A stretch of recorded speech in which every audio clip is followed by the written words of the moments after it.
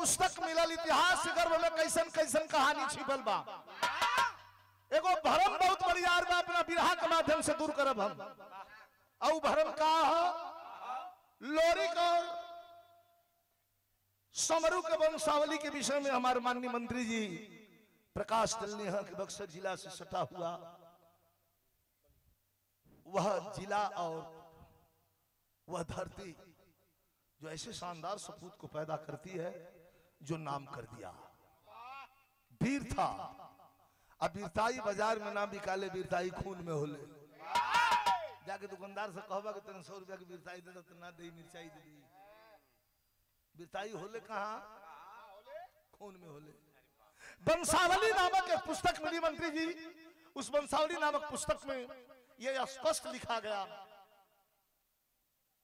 कि वीर योद्धा आल्हा और उदल कौन थे। मैं तो बड़ा भ्रमित हो गया। मैं तो समझ रहा था कि वीर आल्हा और उदल राजपूत घराने से थे, लेकिन वंशावली में स्पष्ट लिखा गया। अभी अभी आप सर्च कर लीजिए, गूगल पर पूछ लीजिए, गूगल बोल देगा। मैंने सर्च किया था एक दिन। आल्हा उदल रहने वाले उनके पिता दक्षराज बक्षराज आजमगढ़ उत्तर प्रदेश के थे। यहां से पलायन करके चले गए। आल्हा उदल यदुवंशी कुल के थे, यदुवंशी क्षत्रिय थे। भैया बोली मत, बोलो मत, एकदम हटो। लेकिन ये गीत के ध्यान से सुनो। अब तक के बिरहा के रेखा में ये अलग गीत बा। जब जा करके परमाल राजा के दरबार में मंत्री पद संभालते हैं उनके पिता, तो वही परमाल राजा उनके वीरता और उनके शौर्य से परिचित हुए। तो अपना दुल्हन का बहन से देवला से ब्याह करा दिया। देवला के गोद में 2 लड़का पैदा भइलन सब। और जब जवानी आई तोरी दादारी उ जहां लड़े जहां सो को लड़ाइए जीत देत रहो सो। अरे अब तो दिल्ली का राज सिंहासन भी हिलने लगा था। पृथ्वीराज चौहान की भी 2-2 3-3 बार टांगे हिल गई थी कि आल्हा उदल ये है कौन, जो बले जीतत नहीं खसो और तबले अखिया मूंड के तलवार चलावता। इनका जुनून था। जीत करके चारों तरफ शोर में डंका, नगर में डंका बजा है, शोर हो गया है। लेकिन अब महोबे से कहानी की शुरुआत होती है। यदुवंशी घराने के सरदार आल्हा उदल बैठे हैं, परमाल बैठे हैं, मलखान बैठे हैं, ताला सैयद बैठे हैं और देभा तिवारी बैठे हैं। कुछ मंत्रणा चल रही थी। यहीं से कहानी की शुरुआत हुई। थोड़ा आनंद लीजिएगा 20-25 मिनट। आदरणीय श्री जगनारायण यादव बीडीसी बसधर पंचायत से 200 रुपया पुरस्कार प्रदान के लिए बनी।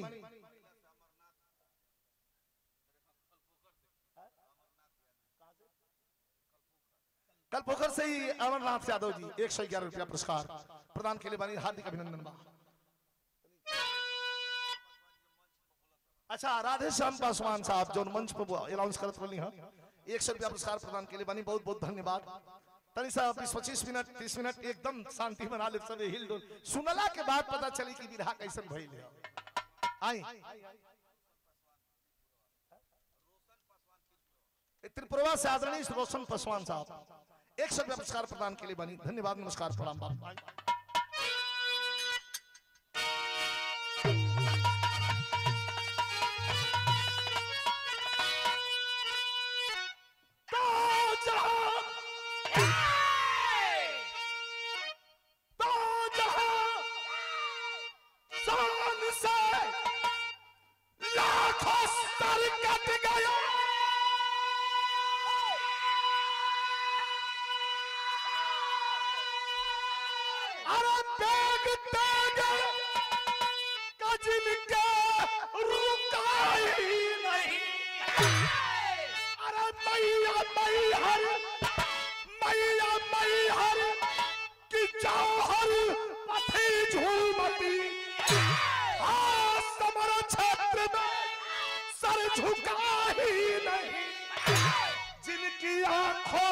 दुश्मन है जो चढ़ गया, अरे चींटियों की तरह वो मसल कर चले,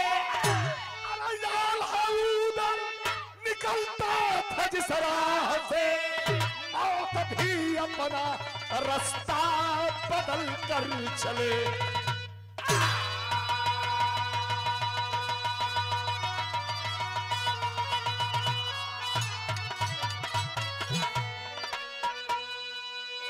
ठाठ में अंदर आल्हा उदल निकलते थे जिस राह से मौत भी अपना रास्ता बदल कर चली।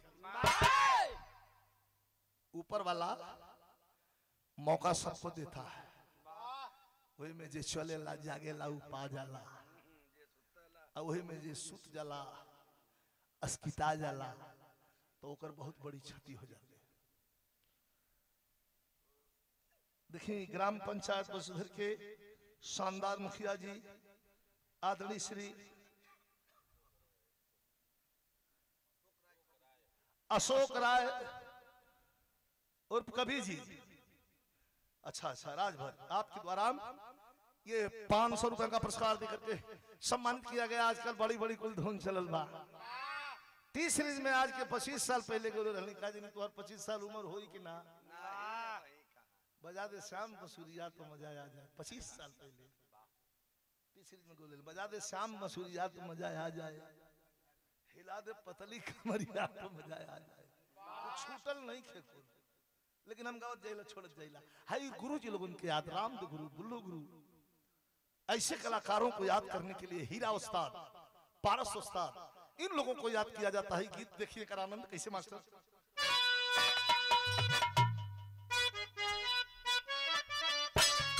आहा कि पंजाब के बोतल में, पंजाब के बोतल में अरे कश्मीर का पानी है।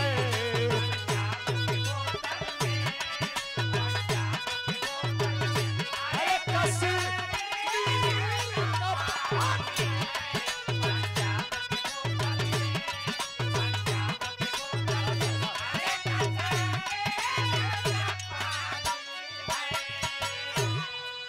पंजाब के बोतल में कश्मीर का पानी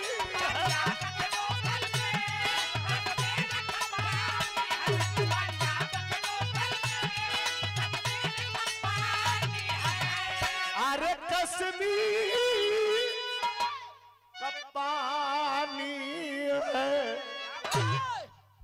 लखनऊ की नजाकत है, नजाकत एक सीधा कह देव कि लखनऊ की नजाकत है, झगड़ा हो नजाकत कैसे हुई कि लखनऊ की नजाकत है, अरे लखनऊ की नजाकत है, अरे बॉम्बे की जवानी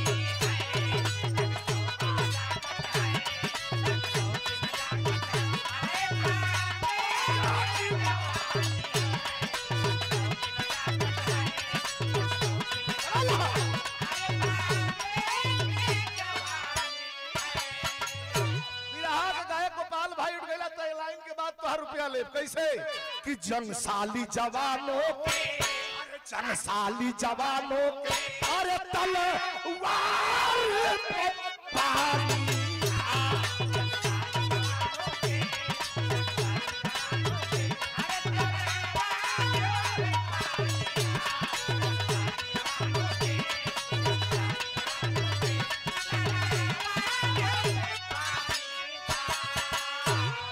जनसाली जवानों के तलवार पानी।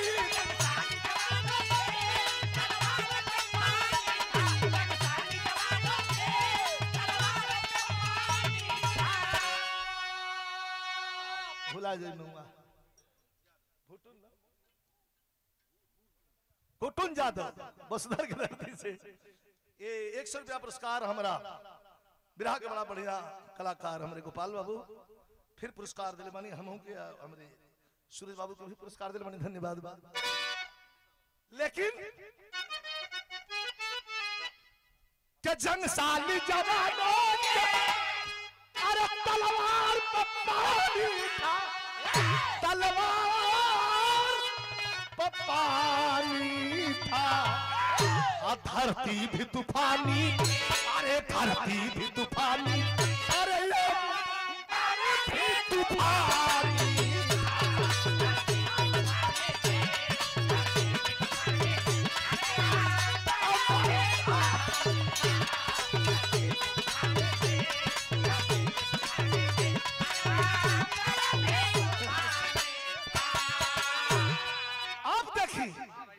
बिरहा का मतलब बनहाला जैसे खटिया बिना ले। यहाँ प्यार कभी झलकेंगे कहानी समझाई ना हम लोग समझ जाए कैसे। हंसे समर में समके वीर का पहचान, हंसे समर में समके जब खन के खूनी खंजर, हंसे समर में समके जब खन के खूनी खंजर, कर जाए नजर में जो भी आ जाए मौत का मंजर। लेकिन दरबार लगा मोहब्बे में, कहानी की शुरुआत हो गई।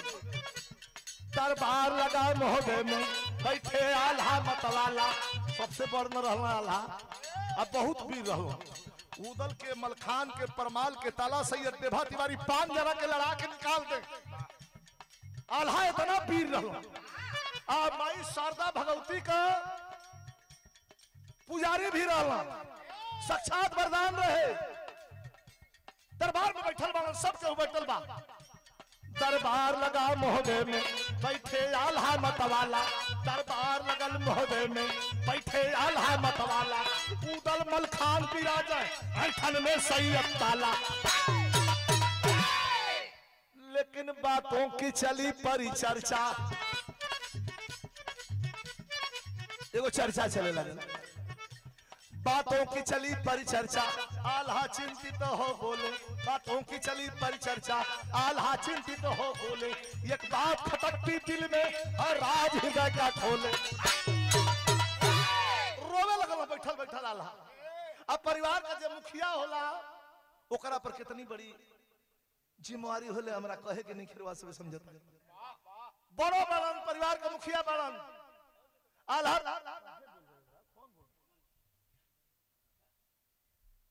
आल्हा रोने लगल। उदल भैया दौड़ला, अरे भैया कौन ऐसा दुश्मन बा जौन कुछ बोल दिहलस कि तोहरा आंख में आंसू बा। कहला नाही दुश्मन केहू नहीं खे, एगो बात याद आ गई। का तो उदल से आल्हा कहत हलो, छिड़ गई बहस फूलवा पे, फूलवा आल्हा उदल का मेहरारू, उदल का मेहरारू मोरंग देश का राजकुमारी। और वो जमाने में बचपन में मतलब कुंवारी में एक फूल से तौलात रहे, इतना सुंदर केहू ना रहे, प्रमाण इतिहास बतावेला।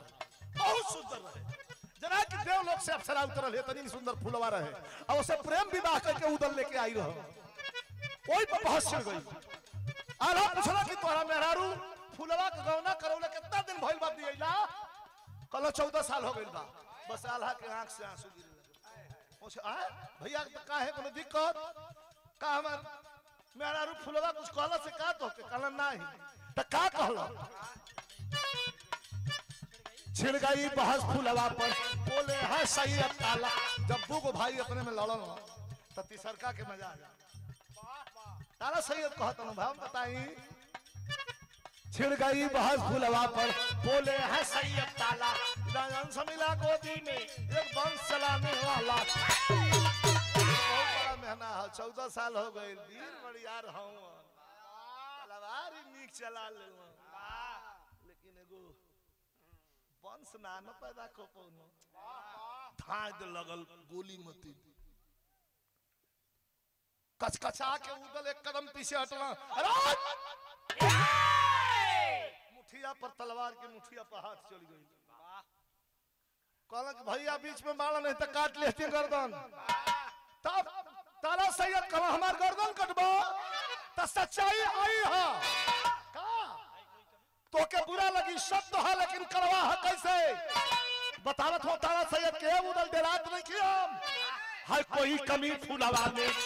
देखा ये बात जहर मत लगे जाती है कोई कमी फूलवा में या उदल की नामर्दी। नामर्दी हाँ, या फूलवा में कोनो कमी होई अनि त तोहरा मेहरारू अनि त तोहरा में कोनो कमी होई तू नामर्द होखबा है कोई कमी फुलवा में या उदल की नामर्दी है कोई कमी फुलवा में या उदल की नामर्दी उदल फुलवा के साथ है हम सबकी है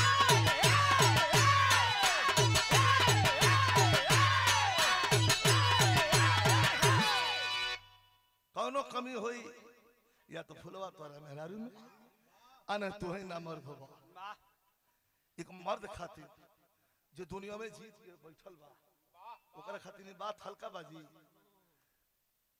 तलवार हाथ में दबौलो और रोवत उठ के चल रहा बिरहा बहुत सुन ले बानी तनी 10 मिनट मौका देव सुनब जैसे जैसे आगे बढ़ब वैसे वैसे बिजली दौड़त जाई उधर उठला महफिल छोड़ के चल जाला घर की ओर काहे तीगा कटार भाला गणास बंदूक चल जाई आदमी बहुत करी तो मर जाई अने तो घाव रही तो भर जाई लेकिन बात को चोट बड़ी बेरहम होले उदल के सीना में बात उतर गई कि अरे बाप रे बाप मैं वीरताई या मैं कमाई हमार खराब न हो हाय मेहनत देखा रोवत चल जलन कैसे चल जलन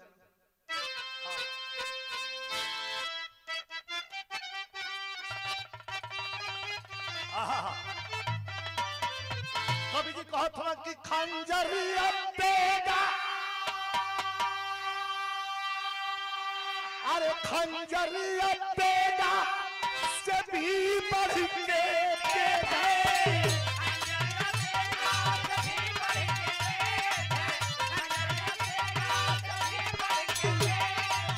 खंजरिया देगा से भी बढ़ के बेधा बतिया का चोट यही कर जवान के छेद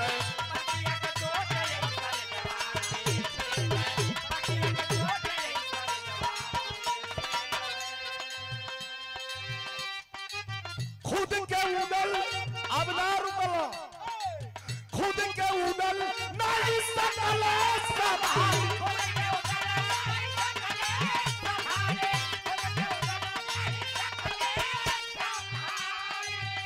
घरे आइलो फुलवा रानी महल में सिंगार सजौले रहली तनी ध्यान दे देखा के बोलता यही के कहल जाला देहात में कि सवती को खून उस कठवती बस धरी जी अब के बोलले बा खून गुस्सा केकरा पे उतरते आप खुद के उदल नहीं सकल संभाली फुलवा के मोह में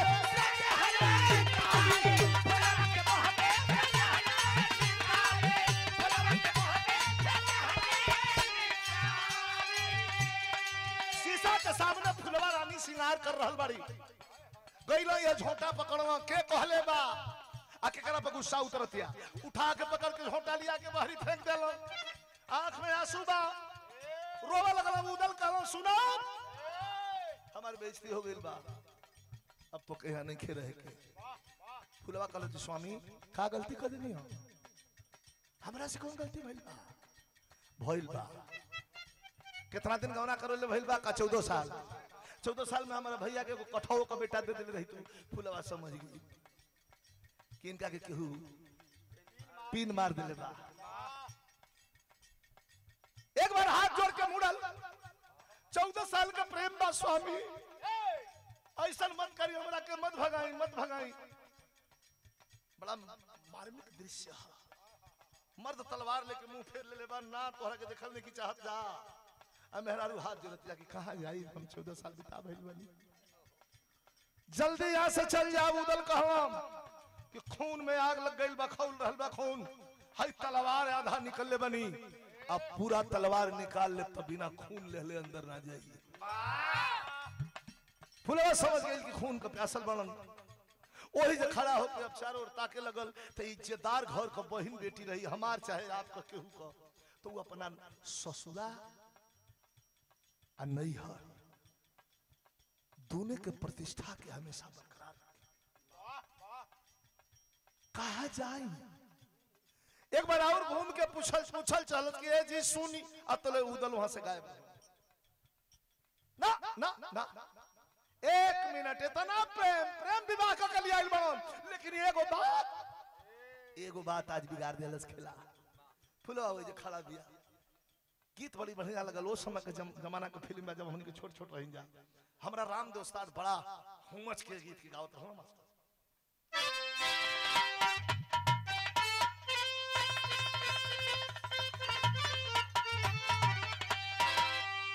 गीत का बोल बा कि चढ़ा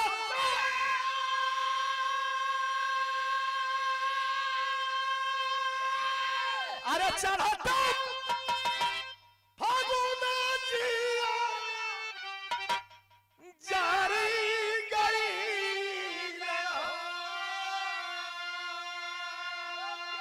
कि मोर सजन सनिया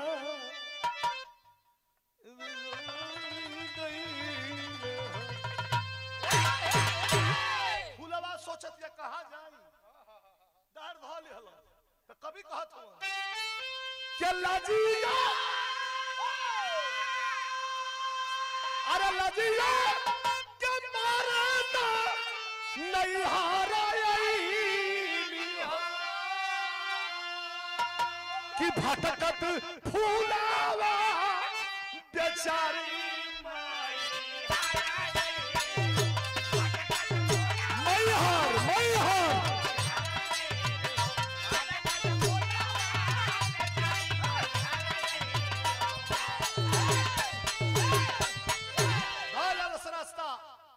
मैहर का ओई मैहर के धाम पर कुल दर्शनार्थी चढ़त रहला। जाके फुलवा चढ़े लगल। आधी सीढ़ी से ऊपर लास्ट सीढ़ी पर पहुंचल। भैया जब लिखी ना आई आई जल्दी आखिरी सीढ़ी पर जात जात खाने से कुछ खैले नहीं खे बेहोश हो गई। बड़ी सुंदर न रहे।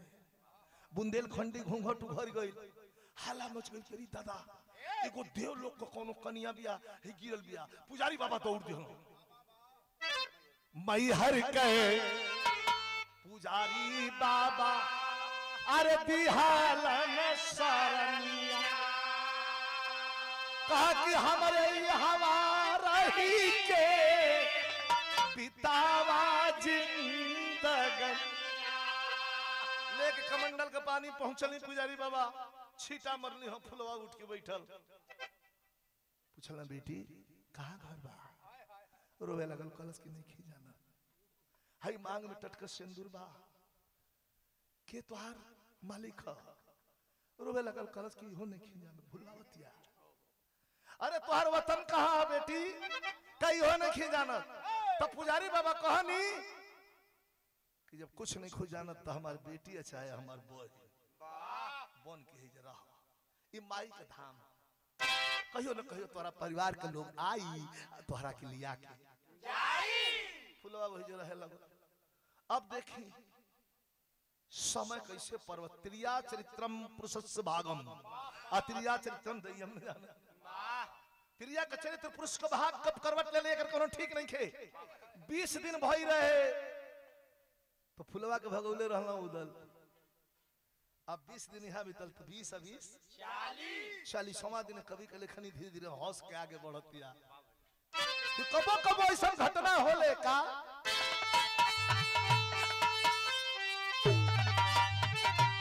कवि जी कहत हो कि अरे जवन बनल विधा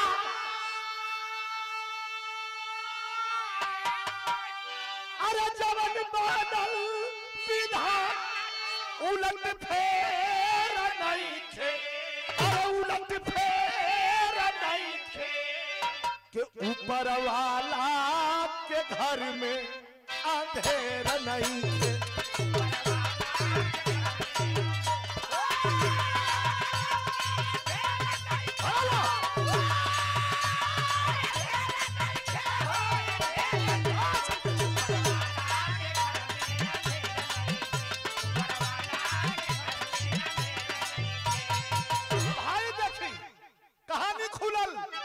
जवने माह फूलवा अरे जवने माह फूलवा के उदल दूर कैल संजोग से वही महारानी के गर्भ रही गईल।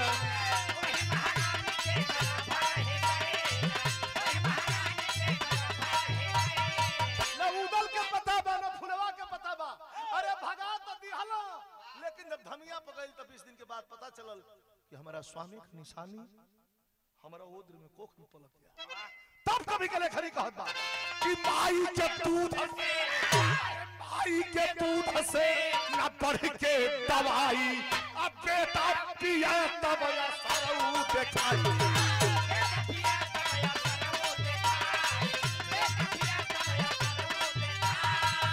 अरे बिरवा पलटे में तन को अबेर नहीं थे। वही धाम पर सहनाई बज गई। एक बार सोचलो कि चली का, फिर रुक गई कल की ना, ये तना बेइज्जत करके भगोले माना ना जाई, ये नहीं मर जाई। आई बच्चा के 9वां महीना बीतल, एक पुत्र धन के प्राप्त कैलस वही शारदा माई के मंदिर पर पुजारी बाबा के देख रेख में। लेकिन वो बेटा ना पैदा भाई, वो बारूद पैदा कैलस। अब यहाँ बिरहा के लाइन तनी चेंज भइल बा, बदलना मास्टर।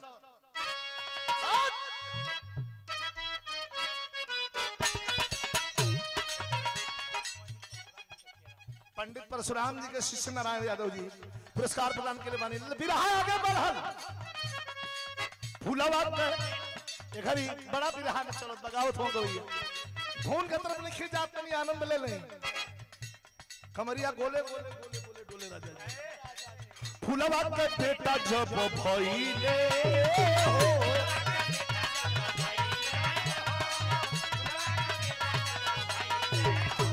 अरे नाम अमरजीत बाबा धइले हो, अमरजीत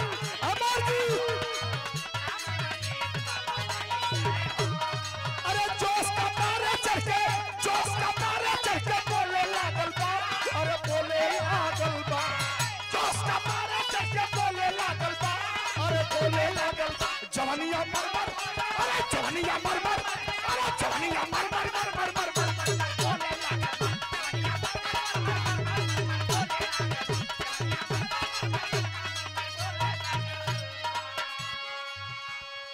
बहुत अच्छे कलाकार राजा गोपाल सिंह यादव जी, बिरहा के कलाकार हमारे भाई बनी, पुरस्कार प्रदान के लिए बनी। रोज बढ़े लगल भैया, 1 साल 2 साल 4 साल रहा, वो नहीं सवा पार करे लगल। अब जवानी का सरूर देह में आ गल।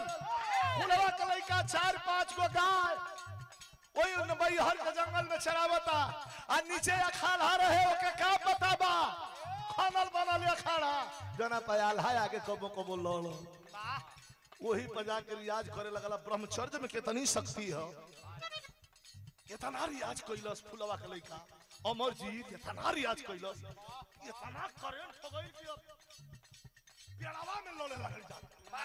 का कि जंगलवा में केहू लड़े के मिलत नहीं है, तौले तवने ही घरिया मैहर के नगरिया, तवने ही घरिया मैहर के नगरिया, आल्हाए काए आल्हाए आ गई ना भैया, कहानी ना छूटे, ध्यान नहीं दी। आल्हाए आ गई ना माई मैहर का पूजा करे खातिर लगोटा जंगिया चढ़ा कोई अखाड़ा पर रियाज करे लगल। तो बगलिया में वो लड़का बा हो रियाज ठोकले बा, खूब पसीना एकदम टप पड़ल बा, आल्हा के जलन होखे लगल। करी हे साला का देखा जंगली कौन हरे हमरा आगे रियाज ठोकता। आल्हा लगोटा जंगिया चढ़ा के तार तार दूर ताल दे के आगे बढ़ला। कला ए लड़के रोकला से रियाज कला का कला रे बड़ा रियाज ठोकता रे लड़ो बे। लड़का कहला के अकेले आइल बड़ा कि तू अकेले, कहला नहीं अकेले बानी। कहता मत लड़ा, कहला का है, कहला पटक जब तक उठा के ले जाए वाला चाहिए। कर देखा हाय लड़का हाय साला हमके लड़का रहता, कहला यार तब हो जा वही कर भैया रियाज छोड़ के फुलवा के लड़का दौड़ल। आ न ओके पता बा कि हमार बड़का बाबू हो, आ न इनके पता बा कि हमारे तवने ही घरिया मैहर के नगरिया, अइले आल्हाए काहे अखाड़े पर भेंटी अमरजीत से भइल, अरे अखड़े पर भेड़िया बजीर से भाई धड़कन करे जा धक्का धक हाथ भी दौड़े भाई हाथ भी दौड़े भाई चोरिया भाई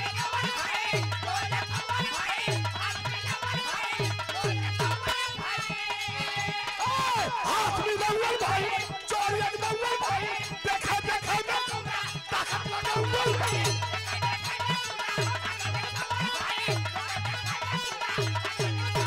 नशा नशा लड़का जब निचोड़े अरे नशा नशा लड़का जब निचोड़े लागल जवानिया मर मर जवानिया मर मर जवानिया मर मर मर मर मर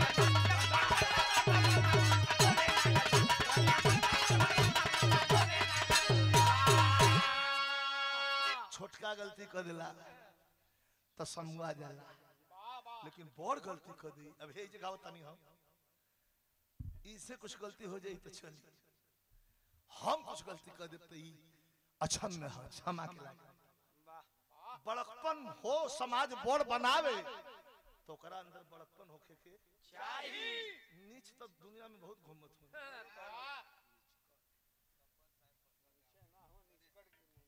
गणेश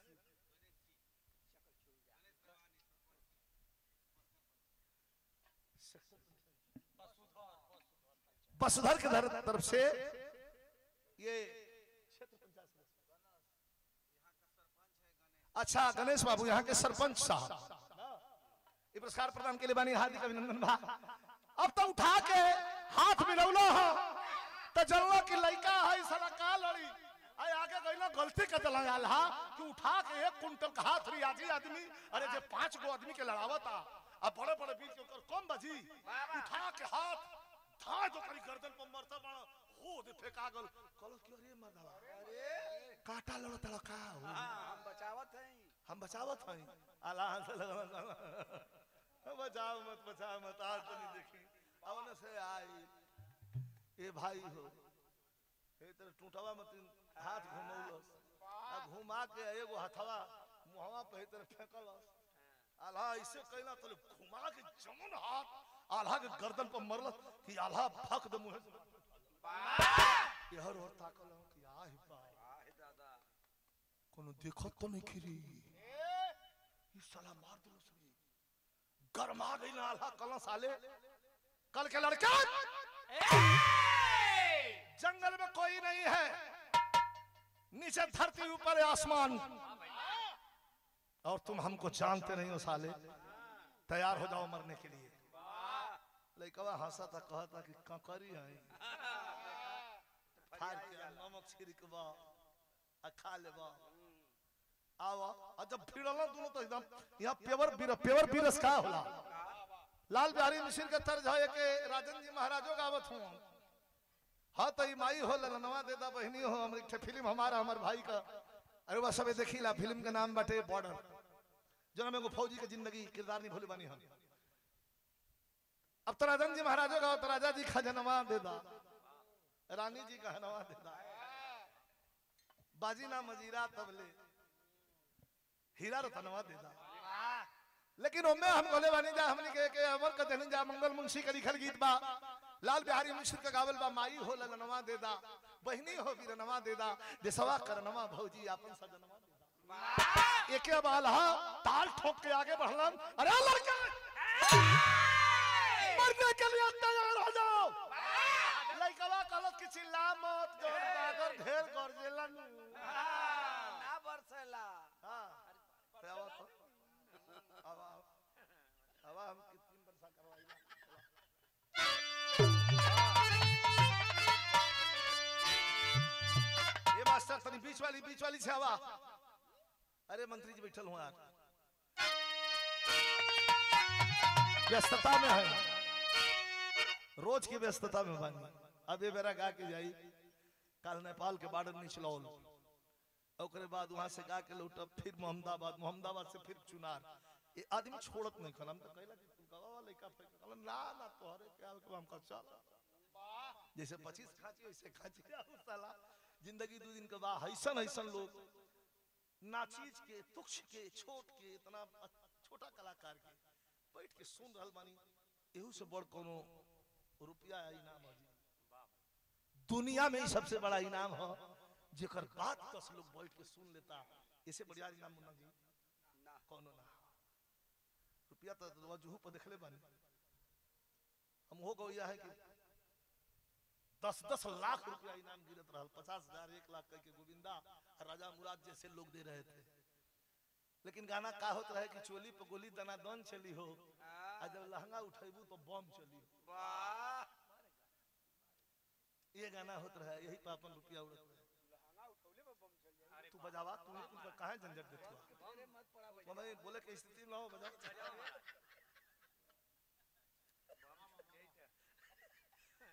लहंगा पे बड़ा जल्दी तू तैयार हो जाला, तू वही जगह पर रहबे कर। कैसन लहंगा कैसन बम, ए पर संग विच्छेद होई तो बड़ा आगे बढ़ी मामला। तनी बीरस के लाइन पर नाटक नौटंकी बंद, बीरस आवा।